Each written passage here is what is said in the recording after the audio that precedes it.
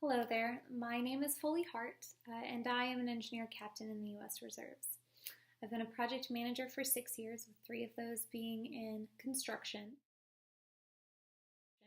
and I am a social worker. I wanted to make this video to answer a question that a lot of people ask me, which is, why did you go into social work? It has absolutely nothing to do with management or leadership or engineering. And honestly, I couldn't think of anything further from the truth, and so I wanted to share that with you. Today, I'm going to talk about why it is that you need a social worker on your management team. There are 3 things that I'll be talking about today. How social workers bring goal-driven leadership to your organization, how we're people-oriented, and how we have outside-of-the-box and creative thinking that will strengthen your organization. So for goal-driven leadership, I'll address a few things that I learned in school. The thing that kept me the most intrigued and motivated is how alike the social work principles were to the leadership principles I had learned in the military. The premise is for social work that you meet with your client, you find out about them as a person, where it is that they're at, and where it is that they want to be, and you help them get there.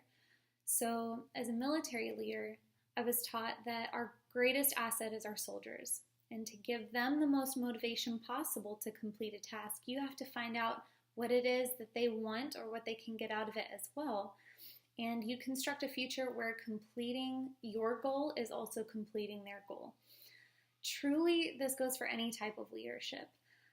Dale Carnegie, the author of How to Win Friends and Influence People, which is hailed as one of the greatest business books of all time, he spoke about this concept as well all throughout his book as one of the most important parts of leadership. Now, another common theme that came out of this book was communication, which leads me to my second point about how social workers are people-oriented. Now, by nature, social workers work with people. That's the part that you know. Now, the part that you don't know, and it might sound silly, but the most important thing that I learned as a social worker that has applied to my management style is that it's not about you. You don't tell people how to do their job. Just listen, ask questions, be curious, be friendly, be supportive, maybe offer some tools to help them succeed along the way. Now, this doesn't sound like a hard concept, but in a world of type A personalities and antisocial personalities, this is a hugely valuable skill to grow an organization. Now, to be a successful leader, manager, businessman, or whatever your title, I have learned through social work that you have to listen way more than you talk. Finally, outside of the box thinking, okay? Social workers can be an asset to your team because they might not fit the way that you'd expect. And it sounds counterintuitive. That's the whole point of creating job ads about these specific skills needing to be met, right?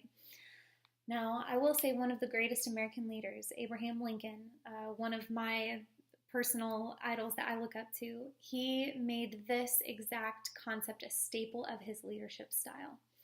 He didn't want yes men, he wanted a strong government. He consistently appointed people that thought very different from him about what government should look like, right?